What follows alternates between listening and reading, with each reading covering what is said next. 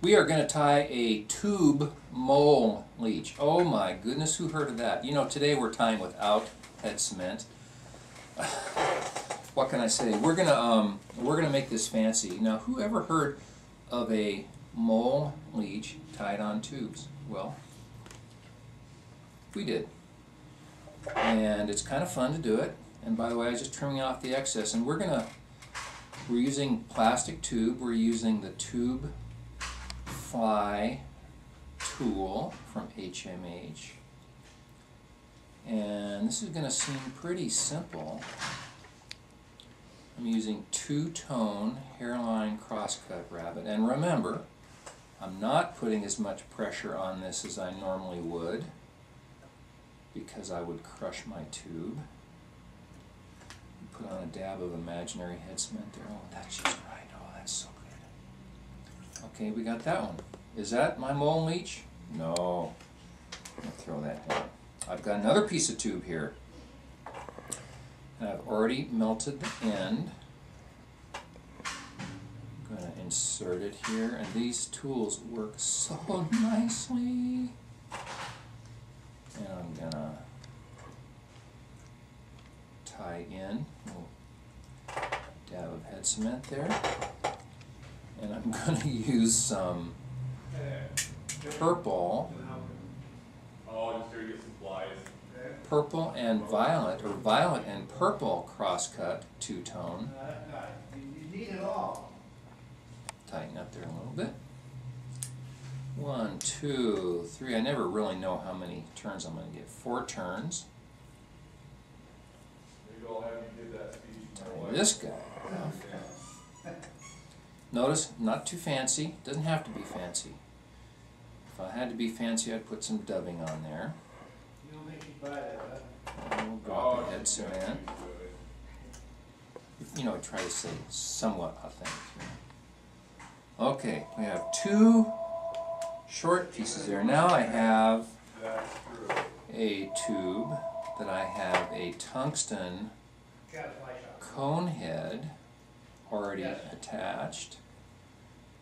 And this is going to be the front of my Tube Moal Leech. Dab of head cement.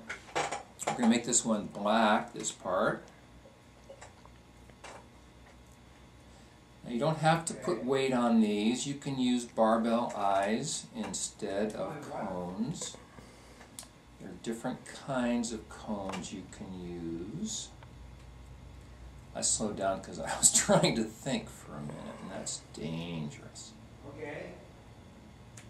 So I have somewhere, I have some Mirage Flash Blue, and I have 3 strands on one side, 3 strands on the other. I think the last time I tied this fly, I used 2 strands on each side. That's very scientific.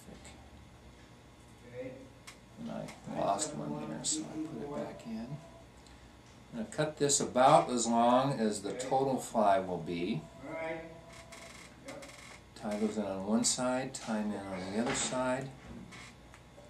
Now let's put a little bit of, I could use bright color, but I'm going to use kind of a, since this part of the fly is going to show, I want it to look nice. So I'm going to use a dubbing loop and put in a little bit of STS Trilobal blend. It's got a little purple in it, it's got a little bit of black, it's got a little bit of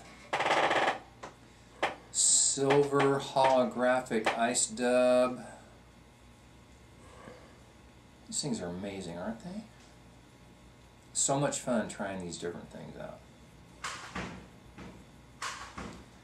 I get my little dubbing brush. Notice I left half my tools at home today. So then you wind this around. The idea here is to fill that space against the cone head. You want that pretty tight.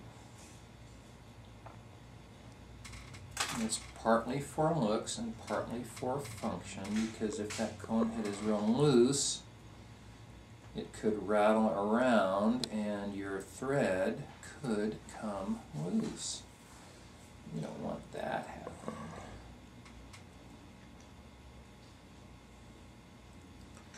So here we go. So you've seen me tie 3 separate short tubes. Now I'm going to grab myself, happen to have a hook pre-rigged for demonstration purposes. I'm going to put the bright color at the back. Ooh, how about a bead? How about a bead? I'm going to put a super egg on. Watch me roll these super eggs all over the table. You know, I've just made tying this fly 3 times more complicated by adding these beads. Throw a bead on. Run the first.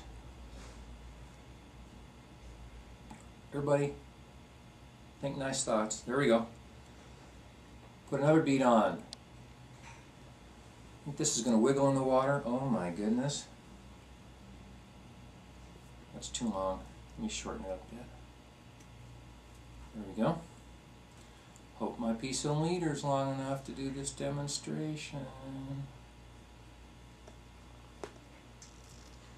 Throw another bead on. There's that bead. It's actually going much better than it could.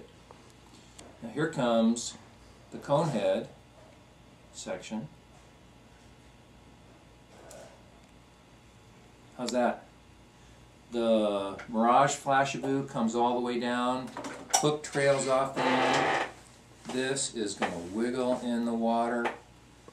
Mr. Steelhead is going to want to take a bite of this. Thank you.